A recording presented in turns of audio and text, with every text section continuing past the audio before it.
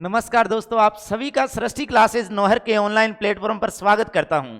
मैं KP Noel और आप सब जानते हैं, इससे पहले जो मेरा पहला वीडियो आया था राजस्थान के नए जिलों के बारे में और उसके ऊपर हमने शानदार चर्चा की थी दोस्तों। और उसी की वजह से वो वीडियो आप लोगों ने बहुत ही शानदार तरीके से लाइक किया।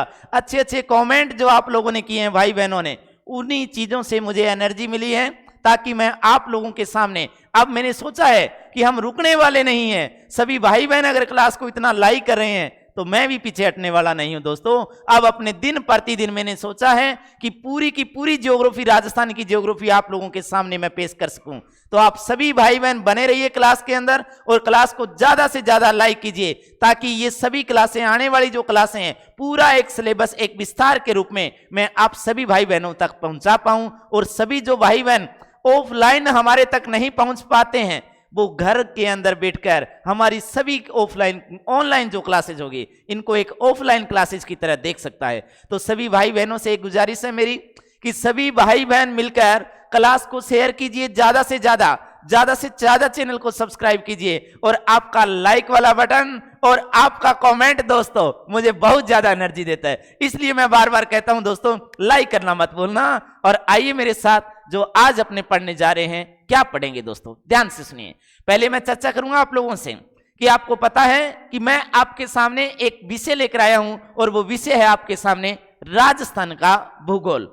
अब भूगोल विषय के बारे में हम जानेंगे दोस्तों। बहुत लोगों ने आप लोगों को पढ़ाया होगा, बहुत सारे यूट्यूबर्स पे आपने क्लासें देखी होगी, लेकिन ऐसी क्लास, दावे के साथ कह रहा हूं, प्रोमिस के साथ कह रहा हूं, ऐसी क्लास नहीं देखी होगी आप लोगों ने। क्योंकि इस क्लास के अंदर क्या होगा, इस क्लास के अंदर वो चीजें मिलेगी आपको जो चीजें आपने आज तक नहीं देखी है। क्लास वही है जो एक क्रमबद्ध तरीके से, एक विस्तार पूर्वक आप लोगों को मिल सके, जिसके अंदर सारा का सारा मैटर भी हो और हमें याद करवाने वाला टीचर भी हो। सबसे बड़ी बात है कि केपी सर हो तो याद करवाएगा। एक ही नाम, केपी सर क्या करवाता है, याद करवाता है। तो दोस्तों अपने याद करेंगे, आइए मेरे साथ और अपने प्रत्येक बात को एक विस्तार से पढ़ेंगे। आइए मेरे साथ, बात करने जा रहा हूं भूगोल।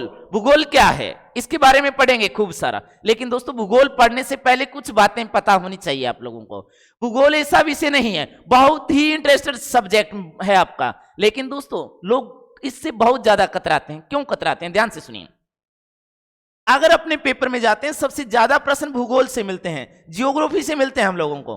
फिर भी हम लोग ज्योग्राफी पढ़ना पसंद नहीं करते हैं। क्यों नहीं पढ़ते हैं? क्योंकि ज्योग्राफी को आपको कोई क्रमबद्ध तरीके से नहीं पढ़ा रहा है। क्रमबद्ध तरीके से पढ़ना ज्योग्राफी बिल्कुल ही मुश्किल नहीं है। क्रमबद्ध तरीके से चलते जाओ, अपना काम अपने आप होता जाएगा। मैं ये कहता हूं रोजाना क्लास में, अपना काम अपने आप होता जाएगा। देखते रहिए आप लोग, बने रहिए क्लास में। आइए मेरे साथ, इन्हीं शब्दों के साथ आज का सेशन हम शुरू करते हैं। और ये सेशन कौन सा है दोस्तों, आइए अगर अपने बात करते हैं आज की क्लास की, तो हमने जो आज की क्लास के अंदर जो हमने सब्जेक्ट चुना है, ये सब्जेक्ट कौन सा है हमारे पास, आप लोग देखिए। सबसे पहले सब्जेक्ट की अगर मैं बात करूं तो अपने पास जो विषय है वो विषय है दोस्तों भूगोल विषय। कौन सा विषय है, भूगोल विषय। ये लो दोस्तों, मैंने आपके सामने लिखा है भूगोल विषय। अगर भूगोल विषय के बारे में मैं बात करूं, सबसे पहले हमें कौन कौन सी बातों का पता होना चाहिए। कोई भी विषय पढ़ो, उसकी परिभाषा पता होना चाहिए, उसके बारे में आप लोगों को पता होना चाहिए कि ये जो विषय है इसका अर्थ क्या है। कोई भाई बहन आपसे पूछे तो हम लोग क्या बता सकें। देखिए दोस्तों, ध्यान से सुनिए। भूगोल जो विषय है, ये विषय दोस्तों दो शब्दों का मिश्रण है। कितने शब्दों का मिश्रण है? दो शब्दों का। एक तो वो शब्द है आपके पास भू, और एक जो शब्द है इसी के साथ, वो शब्द है दोस्तों आपके सामने गोल। ध्यान से सुनिए लोग, अगर एक तो शब्द है भू और एक शब्द कौन सा है, गोल। देखते जाइए, इस भू का अर्थ क्या है। आप कहेंगे दोस्तों इस भू का अर्थ तो भूमि है। भू का अर्थ क्या है, भूमि। लेकिन अगर मैं बात करूं इस गोल का अर्थ क्या है, तो आप बताएंगे दोस्तों कि गोल का जो अर्थ है, इसका अर्थ है दोस्तों अध्ययन करना, या फिर मैं कह सकता हूं इसी का ही अर्थ है अध्ययन करने का वर्णन करना। कौन सा अर्थ है दोस्तों, वर्णन करना। देखिए भूगोल क्या है, दो शब्दों का मिश्रण है, भू प्लस गोल। भू का अर्थ भूमि होता है और गोल का अर्थ अध्ययन होता है। सीधी सी बात कि भूमि का अध्ययन करना आपका विषय कौन सा है दोस्तों? भूगोल। अगर आप लोग भूमि के बारे में अध्ययन कर रहे हो, आपका कौन सा विषय तैयार हो रहा है? आप कहेंगे भूगोल विषय तैयार हो रहा है। देखिए इसी के साथ अगर मैं आपसे बात करूं दोस्तों, ध्यान से सुनिए आप लोग। अब जो भूगोल विषय है इसके कितने पार्ट हैं सर? ध्यान से सुनिए। ये देखिए आप लोग, भूगोल विषय के 3 पार्ट आपके सामने आते हैं। जब आप लोग कंपटीशन की तैयारी करते हैं तो आपके सामने भूगोल विषय से संबंधित कितने पार्ट आएंगे? 3 पार्ट। देखिए आप लोग, भूगोल विषय से संबंधित जब 3 पार्ट आते हैं, कौन से आते हैं सर?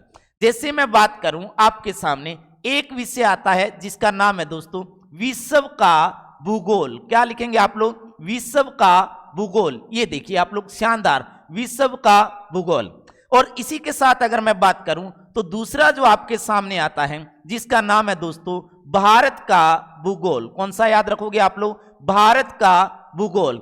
और इसी के साथ दोस्तों अगर मैं बात करता हूं तो आपके सामने आता है राजस्थान का भूगोल। कौन सा विषय है दोस्तों? राजस्थान का भूगोल विषय है। अब समझिए आप लोग, जो ये 3 विषय आपके सामने निकल कर आए हैं, इसको कैसे याद करना है आप लोगों को, इनसे संबंधित क्या क्या देखना है, कौन सा हमारे काम का है। कोई बच्चा, कोई भाई बहन अगर आप में से यूपीएससी की तैयारी करता है, सेंट्रल सरकार की तैयारी करता है, भारत सरकार की तैयारी कर रहा है, तो दोस्तों आपको क्या पढ़ना पड़ेगा? आपको वहां पर पढ़ना पड़ेगा दोस्तों विश्व का भूगोल, और इसी के साथ आपको पढ़ना पड़ेगा भारत का भूगोल। लेकिन दोस्तों अगर कोई भाई बहन राजस्थान की तैयारी कर रहा है, कौन सी वैकेंसी की? राजस्थान की तैयारी कर रहा है, राजस्थान के संदर्भ में अगर कोई भाई बहन लगना चाहता है, गवर्नमेंट जॉब लगना चाहता है, अगर आप स्टेट लेवल से पेपर दोगे तो आपको पढ़ना पड़ेगा कौन सा?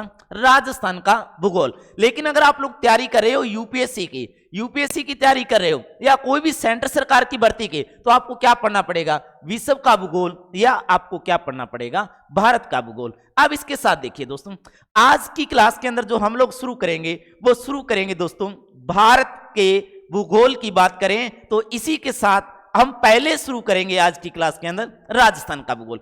भारत का भूगोल इसके बाद पढ़ेंगे, पहले हम पढ़ेंगे हमारे राज्य का भूगोल, और वो भूगोल कौन सा है दोस्तों?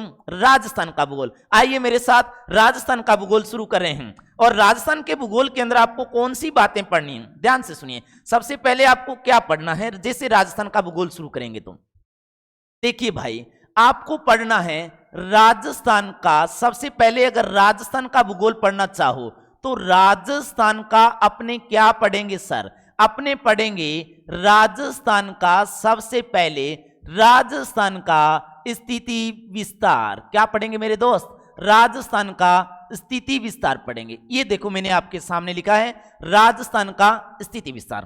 पहला टॉपिक है हमारा राजस्थान का स्थिति विस्तार।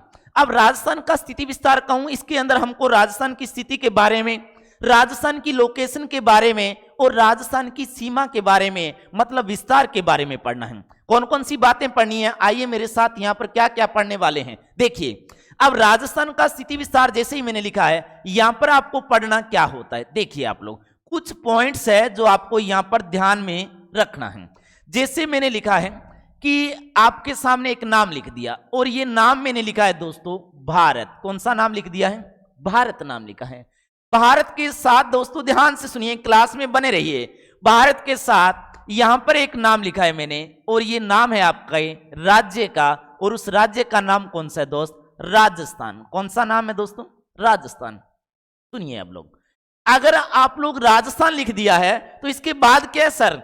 इसके बाद अगर मैं बात करूं तो मैंने एक शब्द और लिखा है, और वो शब्द लिखा है दोस्तों संभाग। कौन सा शब्द लिखा है दोस्तों? संभाग। और संभाग के साथ अगर मैं बात करूं तो मैंने एक शब्द यहां पर और लिखने की कोशिश की है, और वो शब्द लिखा है दोस्तों आपके सामने जिला, यानी जिलों की भी बात करेंगे। अब देखिए सारी बेसिक बातें हैं और हमें ये पता होना चाहिए ये बातें। देखिए आप लोग, जैसे आपसे पहला प्रश्न आपके सामने आएगा, प्रश्न क्या आएगा कि भारत, आप बताएंगे कि भारत क्या है। जब आपसे पूछेगा कि भारत क्या है, फिर प्रश्न आएगा राजस्थान क्या है, फिर पूछेगा संभाग क्या है, और फिर पूछेगा आपसे जिले क्या है। देखिए दोस्तों आप कैसे बताएंगे इसके बारे में, ध्यान से सुनिए। भारत क्या है? आप कहेंगे भारत एक देश है। भारत एक क्या है दोस्तों? देश। आपके देश का नाम कौन सा है? भारत। हमारा देश कौन सा है? भारत है। अगर देश भारत है तो देश की जो छोटी इकाई होती है उसको कहा जाता है दोस्तों राज्य। उसको क्या कहा जाता है मेरे दोस्त?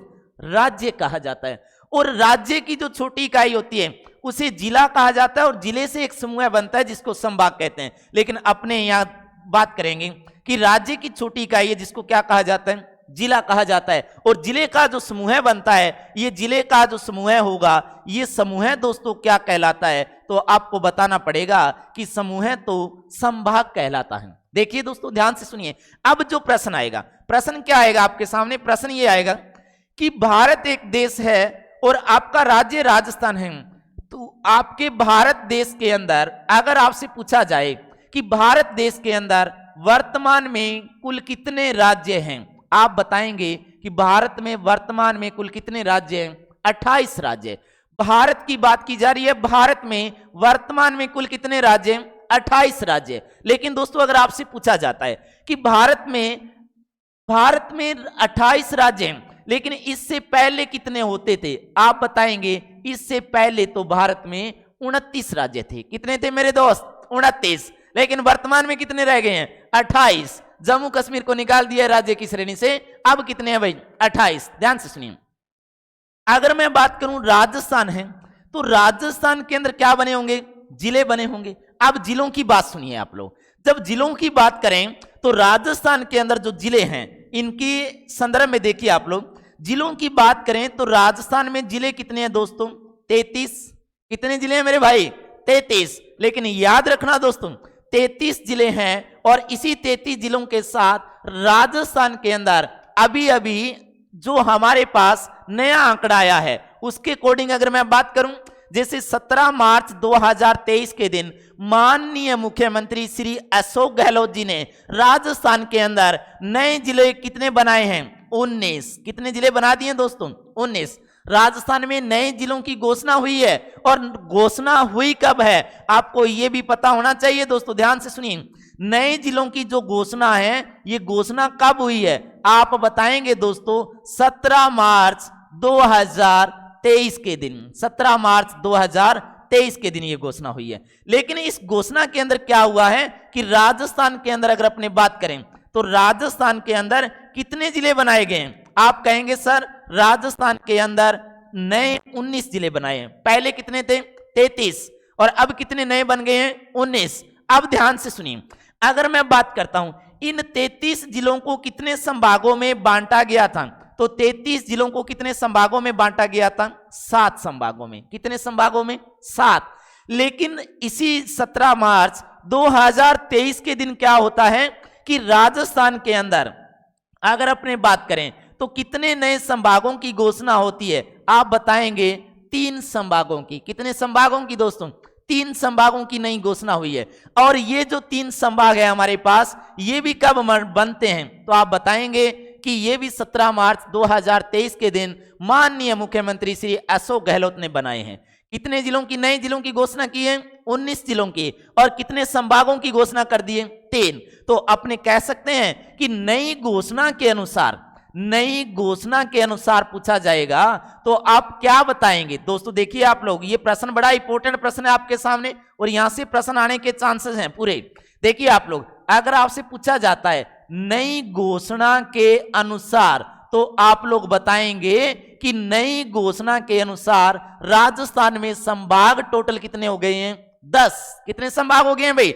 10। पहले कितने थे? 7। जब हमारे 33 जिलों की बात करें तो संभाग कितने? 7। जब हमारे अगर बात करें नई घोषणा 17 मार्च 2023 के बाद की, तो अगर अपने बात करें तो राजस्थान में 19 जिले नए बनाए हैं। 33 प्लस 19, टोटल राजस्थान में नए जिले कितने हो गए हैं? आपका आंसर आना चाहिए 50। कितना आंसर आना चाहिए दोस्तों? 50 आंसर आना चाहिए। लेकिन दोस्तों 33 प्लस 19 करने पे 52 क्यों आंसर नहीं आ रहा है? तो दोस्तों जो आपका जोधपुर जिला था और जो आपका जयपुर जिला था, अब ये दोनों जिले नहीं रहे हैं, इनको काटकर अलग नए जिले बना दिया गया है। जैसे जोधपुर के 3 भाग, पूर्वी जोधपुर, पश्चिमी जोधपुर और फलोदी, लेकिन जोधपुर जिला नहीं बचा है।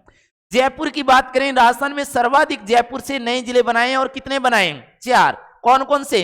दूदू, उत्तरी जयपुर, दक्षिणी जयपुर और कोटपुतली। तो जयपुर वर्तमान में जिला नहीं मिलेगा। तो दोस्तों अपने जो बात करेंगे तो टोटल इनकी संख्या कितनी हो जाएगी आपके सामने? 50। कितनी बताएंगे आप लोग? 50। अब देखिए दोस्तों, जिलों का समूह है क्या कहलाता है? आप क्या बताएंगे? संभाग कहलाता है। क्या कहलाता है दोस्तों? संभाग कहलाता है। अब इसके बाद राजस्थान की स्थिति विस्तार के अंदर इतनी बातें जानने के बाद आपको पता होना चाहिए दोस्तों, ध्यान से सुनिए, क्या पता होना चाहिए मेरे भाई, ध्यान से सुनिए। प्रश्न क्या आएगा? प्रश्न आपके सामने जो प्रश्न निकलेगा वो प्रश्न निकलेगा दिशा को लेकर। किसको लेकर प्रश्न निकलेगा? दिशा को लेकर। दिशा से संबंधित मैं बात करूं, आपको 3 बातें याद रखनी है और पेपर में प्रश्न इन्हीं 3 बातों से प्रश्न पूछा जा रहा है। दिशा की बात करें, 3 प्रश्न। कौन से 3 प्रश्न है? आपको रूबरू करवा रहा हूं, आइए मेरे साथ। जो 3 प्रश्न है, बार बार यही 3 प्रश्न एग्जामिनर बार बार घुमाकर पूछ रहा है। कौन से 3 प्रश्न है दोस्तों? ध्यान से सुनिए। देखिए आप लोग, पहला प्रश्न आएगा, पहला प्रश्न आपके सामने आएगा कि मुख्य दिशा। प्रश्न देखिए आप लोग, प्रश्न आपके सामने कौन सा है? मुख्य दिशा। अब मुख्य दिशा की आपसे पूछेगा, क्या पूछ रहा है दोस्तों? संख्या पूछ रहा है। क्या पूछ रहा है मेरे दोस्त? संख्या पूछ रहा है। ये लो दोस्तों, आपको मुख्य दिशा की क्या बतानी पड़ेगी? संख्या बतानी पड़ेगी। पहला प्रश्न देखिए। अब दूसरा प्रश्न क्या है सर? दूसरा प्रश्न आपके सामने आएगा उप दिशा को लेकर। कौन सी दिशा को लेकर पूछा जा रहा है? उप दिशा को लेकर पूछा जा रहा है। अब आपसे वो पूछेगा उप दिशा की संख्या बताइए। जब वो उप दिशा की संख्या आपसे पूछेगा, आपको आंसर देना है और यहां पर लिख देना है। अब देखिए तीसरा प्रश्न क्या होगा? तीसरा प्रश्न आपके सामने होगा दोस्तों कुल दिशा को लेकर। किसको लेकर होगा मेरे दोस्त? कुल दिशा को लेकर प्रश्न पूछेगा। जब वो कुल दिशा पूछेगा तो क्या बताएंगे? ध्यान से सुनिए, मैं आपको डायग्राम के माध्यम से ये प्रत्येक बात को क्लियर करता जाऊंगा। और सभी भाई बहन से एक ही रिक्वेस्ट है, क्लास को ज्यादा से ज्यादा लाइक कीजिए, चैनल को सब्सक्राइब कीजिए, क्योंकि हमारा मनोबल बढ़ता जाए और हमें वास्तव में आनंद आना चाहिए कि हम क्लास देख रहे हैं और वो क्लास देख रहे हैं, धुआंधार क्लास, जो जितना पढ़ रहे हैं साथ साथ में दोस्तों याद करते जा रहे हैं। आइए मेरे साथ मेरे सभी भाई बहन, देखिए दोस्तों। अब देखिए दोस्त, क्या बना रहे हैं हम लोग? मैंने कहा कि एक डायग्राम बना रहा हूं आपके सामने, यहां पर बना रहा हूं दोस्तों। सभी भाई बहन यहां पर देखिए आप लोग, ये एक डायग्राम बनाया है मैंने।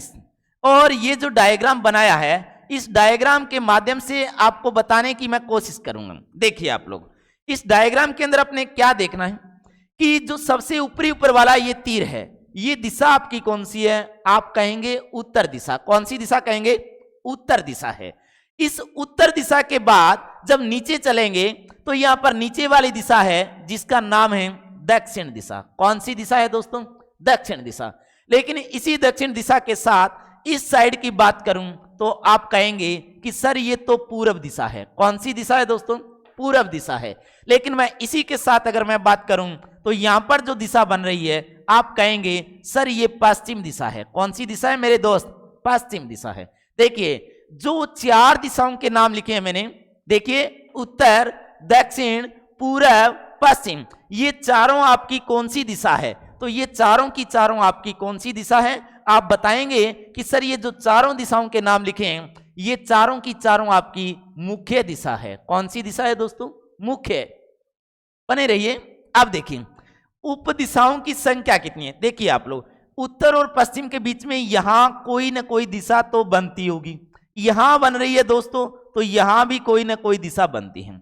यहां बनती है तो इन दोनों के बीच में भी कोई दिशा है, और यहां बन रही है तो इन दोनों के बीच में भी कोई दिशा है। अब देखिए आप लोग ध्यान से सुनिए, ऊपर वाली के साथ पहले ऊपर वाला नाम जोड़ देंगे। ऊपर वाली के साथ पहला ऊपर वाला नाम जोड़ेंगे। आइए मेरे साथ, देखिए इन दोनों को मिलाया तो यहां पर जो नाम बनेगा अब आपके सामने, ये नाम कौन सा बनेगा? देखिए आप लोग, यहां पर जो नाम बनेगा, ये नाम बन जाएगा, दिशा बनेगी उत्तर पश्चिम। कौन सी दिशा बन गई है?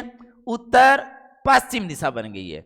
अब देखिए दूसरी साइड चलेंगे तो इन दोनों को मिलाएंगे तो यहां पर दिशा बन जाएगी आपके सामने उत्तर पूर्व दिशा। कौन सी दिशा बन गई है दोस्तों? उत्तर पूर्व दिशा। इसी तरह अगर अपने बात करें नीचे वाली के साथ, पहले नीचे वाला नाम जोड़ना है भाई, बने रहिए। आइए अगर मैं बात करूं तो देखिए आप लोग दक्षिण पश्चिम, ये बना दिया सर। और ये देखिए आप लोग, इनको मिलाया तो दक्षिण पूर्व। अब देखिए जो बीचों बीच आपको सीमा नजर आ रही है और 2 दिशाओं को मिलाकर जो दिशा नजर आ रही है, इस दिशा को क्या कहा जाता है? उप दिशा कहा जाता है। और इनकी संख्या भी कितनी है दोस्तों? 4 है, इनकी संख्या भी कितनी है 4। तो अपने बात करेंगे जिस दिन प्रश्न आ जाएगा आपके सामने कि उपदिशाओं की संख्या कितनी है, आप बताएंगे दोस्तों उपदिशाओं की संख्या कितनी है 4। लेकिन दोस्तों ध्यान से सुनिए, उपदिशाओं के बाद अगर बात करता है कुल दिशाओं की, तो कुल दिशा देखो 4 मुख्य दिशा और 4 उपदिशा मिलाकर टोटल उपदिशाओं की या कुल दिशाओं की संख्या पूछे तो आपको बताना पड़ेगा कि कुल दिशाओं की संख्या तो 8 है और 8 ऑप्शन में नहीं दिखेगा तो अपने कितनी कर देंगे 10। ध्यान से सुनिए, 4 मुख्य दिशा 4 उपदिशा दोनों को मिलाया आंसर आया था हमारे पास 8। लेकिन दोस्तों क्या हुआ कि एक ऊपर वाली और एक नीचे वाली दिशा को काउंट करके जब हमने जोड़ा तो 8 प्लस आंसर कितना देना पड़ा हमको 10। तो भविष्य में प्रश्न आ सकता है कि कुल दिशाओं की संख्या कितनी है 8 या 10, उप दिशाओं की संख्या कितनी है 4, मुख्य दिशाओं की संख्या कितनी है 4। लेकिन दोस्तों ध्यान से सुनिए, अब प्रश्न क्या है, प्रश्न आपके सामने क्या है, मैं आपके सामने एक आकृति बना रहा हूं, ध्यान से सुनिए आप लोग। जैसे वो आकृति कौन सी है जो मैं आपके सामने बनाना चाहता हूं, देखिए आप लोग, मैंने एक आकृति बनाई है यहां पर, ये लो दोस्तों, ये आकृति मैंने आपके सामने बना दी है और इस आकृति के अंदर मैंने कहा है कि ये जो आकृति है ये आकृति आपके देश की है और ये देश आपका कौन सा है दोस्तों, भारत देश है। कौन सा देश है, भारत देश है। और इस भारत देश के अंदर देखिए यहां पर जो ये आकृति है और मैंने कहा कि ये आकृति आपके राज्य की है और आपका जो राज्य है वो आप जानते हो, इसका नाम कौन सा है, राजस्थान। कौन सा राज्य है मेरे दोस्त, राजस्थान। अब प्रश्न आपके सामने है दोस्तों, ध्यान से सुनिए, प्रश्न बहुत ही शानदार प्रश्न है, मैं प्रश्न बोल रहा हूं, आंसर आप लोग दोगे कमेंट में। दोस्तों ध्यान से सुनिए, प्रश्न ये है कि राजस्थान भारत की कौन सी दिशा में स्थित है। प्रश्न कौन सा है कि राजस्थान भारत की कौन सी दिशा में स्थित है, आप क्या बताएंगे। ये जो दिशा है देखिए, ऊपर वाली दिशा कौन सी, उत्तर, नीचे वाली दक्षिण, ये आपकी पश्चिम, तो ये आपकी पूरब। अब दिशा तो ये है, यहां पर आपका राजस्थान है, तो आप बताएंगे कि राजस्थान भारत की कौन सी दिशा में स्थित है, आप कहेंगे दोस्तों उत्तर पश्चिम दिशा में। राजस्थान भारत की कौन सी दिशा में स्थित है, तो आपका आंसर आना चाहिए राजस्थान भारत की उत्तर पश्चिम दिशा में स्थित है। अब सुनिए दोस्तों, इसके बाद आपको और क्या पढ़ना है और क्या याद रखना है, देखिए आप लोग। अब जब हम बात करें राजस्थान की स्थिति की, किसकी बात करें दोस्तों, राजस्थान की स्थिति की बात करें, तो आप स्थिति के संदर्भ में सर और क्या याद रखना पड़ेगा। स्थिति के संदर्भ में हमें याद रखना पड़ेगा कि राजस्थान की जो लोकेशन है, ये लोकेशन कहां है। जब राजस्थान की स्थिति की बात आती है तो स्थिति को कहां देखा जाता है, पहला प्रश्न कि स्थिति को कहां देखेंगे। आपको मैं बता रहा हूं कि जब स्थिति को देखना है तो आप किसके अंदर देखेंगे, ग्लोब पर। किस पर देखेंगे दोस्तों, ग्लोब पर। अब ग्लोब के अंदर हमारे राजस्थान की स्थिति को जानना है कि राजस्थान की स्थिति ग्लोब में क्या है। देखिए आप लोग मेरे साथ बने रहिए ताकि हम ये सारी बातें क्लियर कर पाएं। दोस्तों ध्यान से सुनिए, अब ये आपके सामने मैं लेके आया हूं, जैसे ये आपके सामने ग्लोब है, देखिए आप लोग, ये आपके सामने ग्लोब है। दोस्तों ध्यान से सुनिए, इस ग्लोब के अंदर अगर मैं बात करूं तो हम राजस्थान की स्थिति को देखना चाहते हैं। अब ग्लोब के अंदर दो प्रकार की रेखाएं होती है। ग्लोब के अंदर अगर अपने बात करते हैं तो ग्लोब में दो प्रकार की रेखाएं हैं। दो प्रकार की रेखाएं हैं, कौन से दो प्रकार की रेखा है सर, देखो मैं आपके सामने यहां बात कर रहा हूं।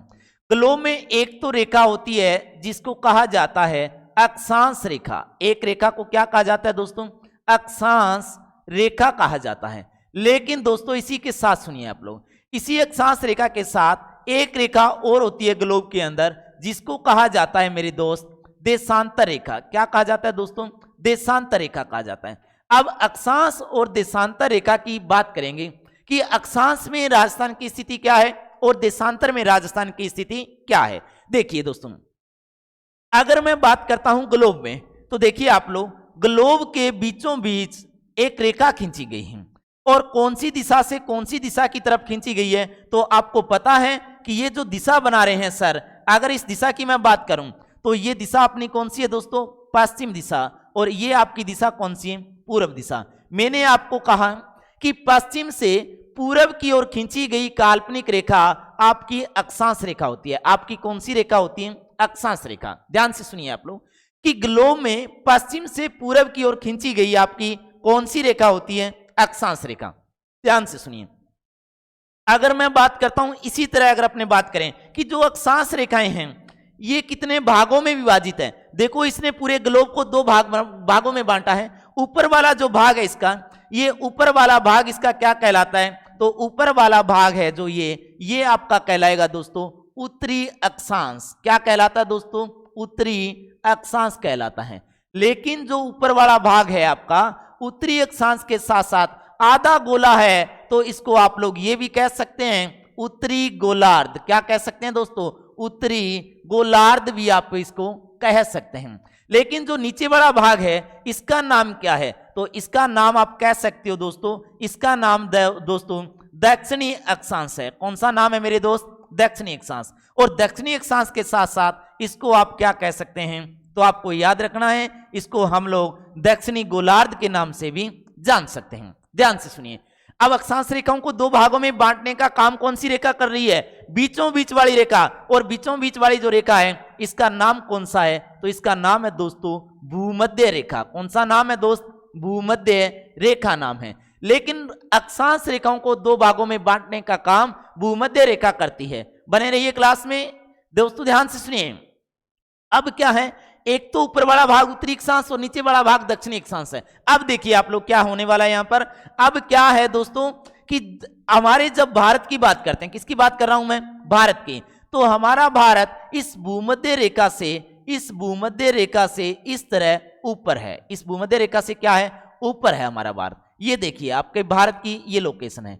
अब जो आपका भारत है ये आपका भारत है, और ये भारत कौन से अक्षांशों में स्थित है, तो ऊपर वाला भाग कौन से अक्षांश है दोस्तों, उत्तरी अक्षांश। ऊपर वाला भाग कौन सा है, उत्तरी अक्षांश। अब इसी भारत के अंदर अगर अपने बात करें तो इसी भारत के अंदर आपका राज्य भी है, और आपका राज्य इसी भारत के अंदर आपका राज्य है जिसका नाम कौन सा है दोस्तों, राजस्थान। कौन सा राज्य है दोस्तों, राजस्थान। और ये आपका देश है जिसका नाम कौन सा है मेरे भाई, भारत। अब प्रश्न क्या आएगा कि आपका भारत कौन से अक्षांशों में स्थित है, आपका आंसर क्या आएगा, उत्तरी अक्षांश। आपका राजस्थान कौन से अक्षांशों में स्थित है, आपका आंसर क्या आएगा दोस्तों, उत्तरी अक्षांश। लेकिन इसी तरह दोस्तों ध्यान से सुनिए आप लोग, अगर इसी तरह अगर अपने बात करते हैं देशांतर रेखाओं की, किसकी मैं बात करने जा रहा हूं, देशांतर रेखाओं की। ये देखिए आप लोग, ये आपके सामने देशांतर रेखाओं की बात करेंगे।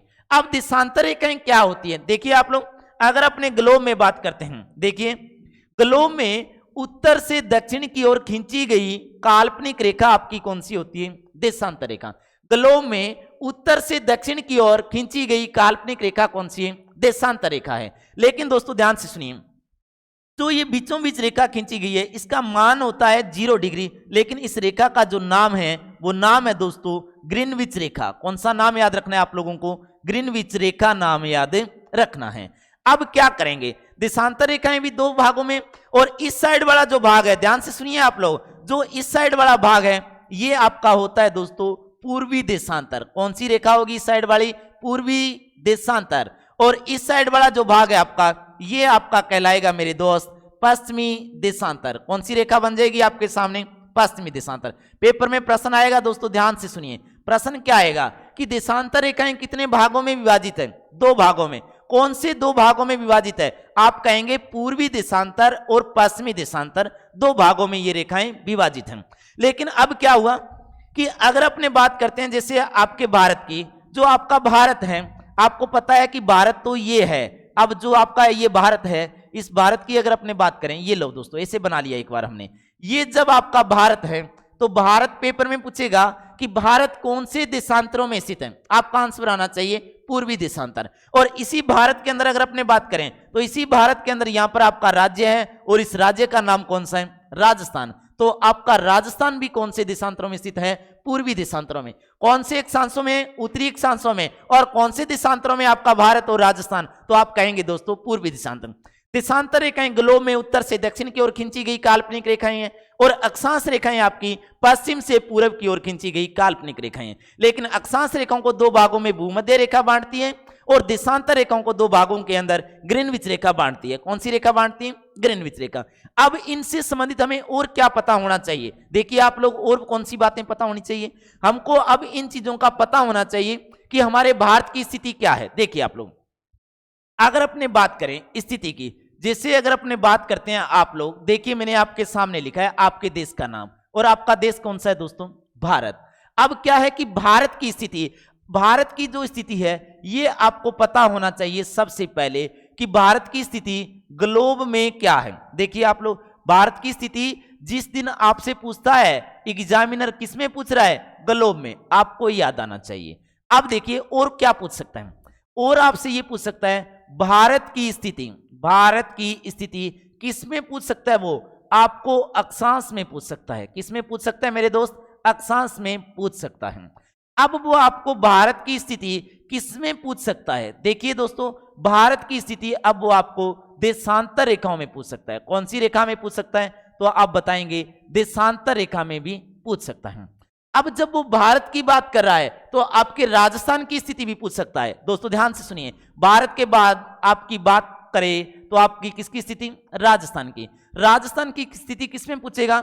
ग्लोब में पूछेगा। ग्लोब के बाद वो किस में पूछेगा? तो आपको अक्षांश के अंदर पूछेगा। और अक्षांश के बाद अगर पूछेगा राजस्थान की स्थिति, तो वो राजस्थान की स्थिति आपको अक्षांश के बाद जो पूछेगा वो आपको पता है कि वो आप पूछेगा हमसे देशांतर रेखाओं के बारे में। ये दोस्तों मैंने आपके सामने सारे फैक्ट लिख दिए। अब देखिए आप लोग, आप आंसर कैसे देंगे, इनका आंसर कैसे देंगे? तो ये सारी बातें आपको क्लियर है। जैसे अपने ये पेज देखिए आप लोग, इसके अंदर आइए, भारत ये है अक्षांशों के अंदर, और इसको अगर अपने बांटते हैं, इस भाग को अगर अपने बांटते हैं दोस्तों, अपने देखिए आप लोग, अगर मैं इसको बांट देता हूं, अपने ये लो, ये बांट दिया, ये जो दिशा है मैंने आपको बताई थी इससे पीछे वाले पेज के अंदर, आप देखिए ये दिशा है, और इस दिशा के अंदर देखिए अब आपका भारत यहां है, तो आपका भारत ग्लोब के अंदर कौन सी दिशा में है? तो आप लिख देंगे कि उत्तर पूर्व के अंदर। अगर अपने भारत की बात करते हैं तो भारत की स्थिति ग्लोब में क्या रहती है? तो आप क्या बताएंगे मेरे दोस्त? भारत में, भारत की स्थिति ग्लोब के अंदर कैसी है? आप कहेंगे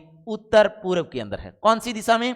उत्तर पूर्व के अंदर है। लेकिन भारत के अंदर अक्षांश, अक्षांश के अंदर भारत की स्थिति क्या है? तो आप बताएंगे अक्षांश तो दो प्रकार के हैं, और भारत कौन से अक्षांशों में स्थित है? तो आपका आंसर आना चाहिए दोस्तों, भारत तो उत्तरी अक्षांश में स्थित है। कौन से अक्षांश में स्थित है भाई? उत्तरी अक्षांश में। और भारत कौन से देशांतरों में? तो देशांतर रेखाएं दो प्रकार की है। भारत कौन से देशांतरों में स्थित है? तो आप कहेंगे भारत पूर्वी देशांतर रेखाओं में। कौन सी देशांतर रेखाओं में? पूर्वी देशांतरों में। अगर भारत उत्तरी और पूर्वी देशांतर में है, यानी भारत उत्तरी अक्षांश के अंदर है और पूर्वी देशांतर में है, तो हमारा राजस्थान भी कहां है? तो हमारा राजस्थान भी कौन से अक्षांशों में हो जाएगा? तो आपका आंसर आना चाहिए कि हमारा राजस्थान भी अब कौन से अक्षांशों में है? उत्तरी अक्षांश में है। अगर राजस्थान और भारत दोनों ही उत्तरी अक्षांश में हैं, तो राजस्थान देशांतर, भारत पूर्वी देशांतरों में है, तो आपका राजस्थान भी कौन से देशांतरों में है? तो आपका आंसर आएगा दोस्तों पूर्वी देशांतर में है। कौन से देशांतर में मेरे दोस्त? पूर्वी देशांतर में है। प्रश्न बहुत शानदार प्रश्न है, आपसे बार बार पूछे जा सकते हैं। अब पढ़ के रहे हैं, हम पढ़ रहे हैं राजस्थान का स्थिति विस्तार, और इस स्थिति विस्तार के अंदर हमको क्या देखना है दोस्तों? ध्यान से सुनिए आप लोग। स्थिति विस्तार के अंदर जो स्थिति की बात चल रही है, अब हम सभी स्थिति के बारे में बातें की है राजस्थान की, और राजस्थान के साथ साथ हमने भारत की भी जाना है। अब देखिए आप लोग, इसके बाद क्या पढ़ना है। अब राजस्थान का आपसे पूछा जा सकता है, क्या पूछा जा सकता है? राजस्थान का आपसे पूछा जा सकता है अक्षांशीय मान। क्या पूछा जा सकता है मेरे दोस्त? अक्षांशीय मान पूछा जाता है।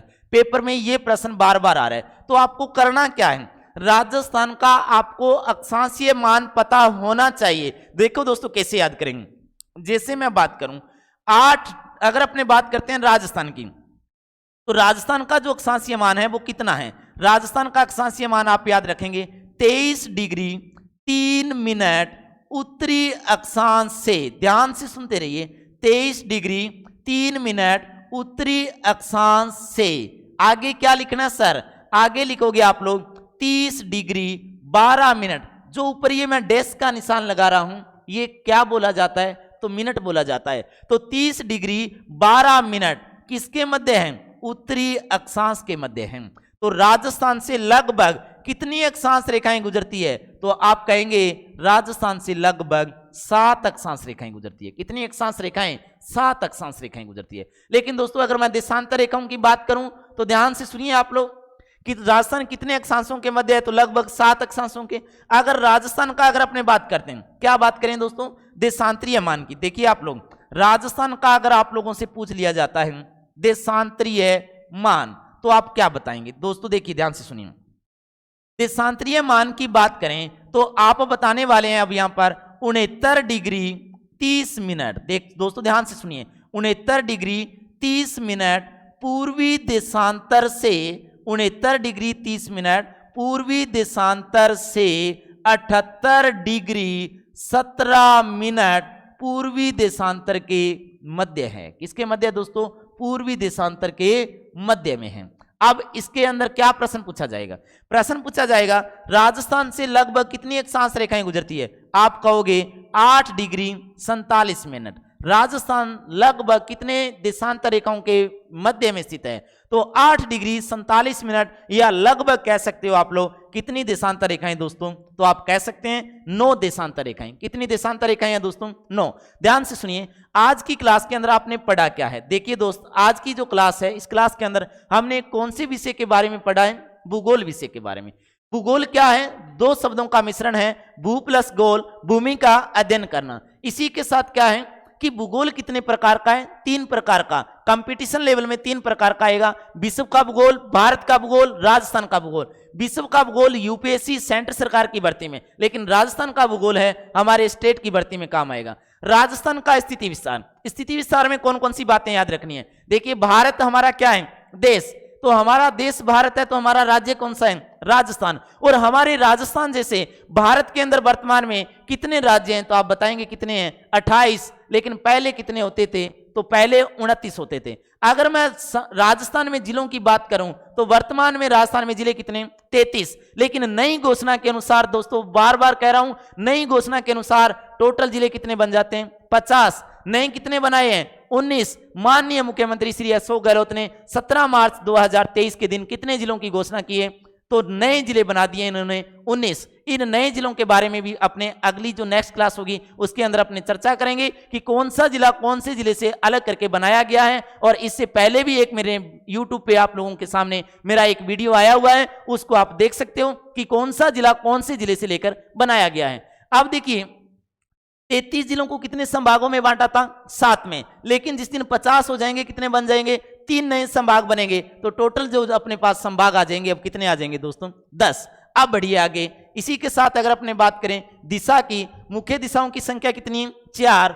और उप दिशाओं की संख्या 4। कुल दिशाओं की संख्या 8 या 10। अगर इसी तरह अपने जाने कि राजस्थान भारत की कौन सी दिशा में स्थित है, तो आप कहेंगे दोस्तों राजस्थान भारत की उत्तर पश्चिम दिशा में स्थित है। और इसी के साथ आप इन डायग्राम के माध्यम से क्लास को 2 बार देख के अपने याद कर सकते हैं कि दिशाएं कौन कौन सी दिशाएं, कौन सी 4 मुख्य दिशाएं हैं, कौन सी 4 उपदिशा है और कौन सी आपकी कुल दिशाएं हैं। तो अपने इसी को भी क्लियर कर सकते हैं। अब देखिए स्थिति की बात करें, स्थिति किस में देखी जाती है? ग्लोब में। ग्लोब में जो हमारी स्थिति है, ये हमारी स्थिति है। तो ग्लोब में जो हमारे भारत या राजस्थान की स्थिति है, वो स्थिति कौन सी है दोस्तों? उत्तर पूर्व है। लेकिन अक्षांश और देशांतर रेखाएं ग्लोब में खींची जाती है। अक्षांश रेखाएं पश्चिम से पूर्व की ओर खींची जाती है। और अक्षांश रेखाएं कितने प्रकार की? 2 प्रकार की, उत्तरी अक्षांश और दक्षिणी अक्षांश। और हमारा राजस्थान कौन से अक्षांशों में? तो उत्तरी अक्षांश में। इसी तरह देशांतर रेखाएं देखिए, आपके सामने डायग्राम बनाया है मैंने। पूर्वी देशांतर, पश्चिमी देशांतर, उत्तर से दक्षिण की ओर खींची गई काल्पनिक रेखाएं हैं। लेकिन हमारा भारत या राजस्थान की बात करूं तो कौन से देशांतरों में है?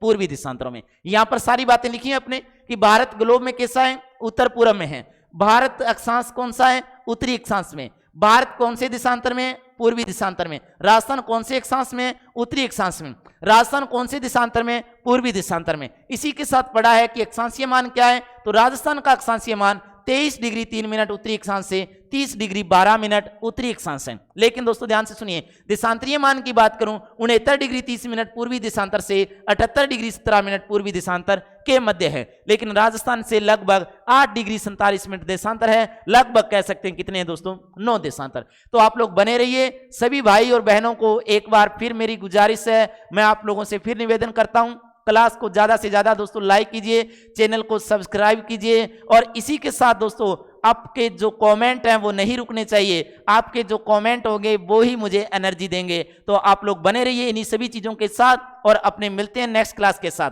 नेक्स्ट क्लास के अंदर जो स्थिति विस्तार का आगे का जो पार्ट होगा वो मैं आपके सामने लेकर आऊंगा। तब तक सभी भाई बहनों को नमस्कार, जय हिंद। ओके दोस्तों।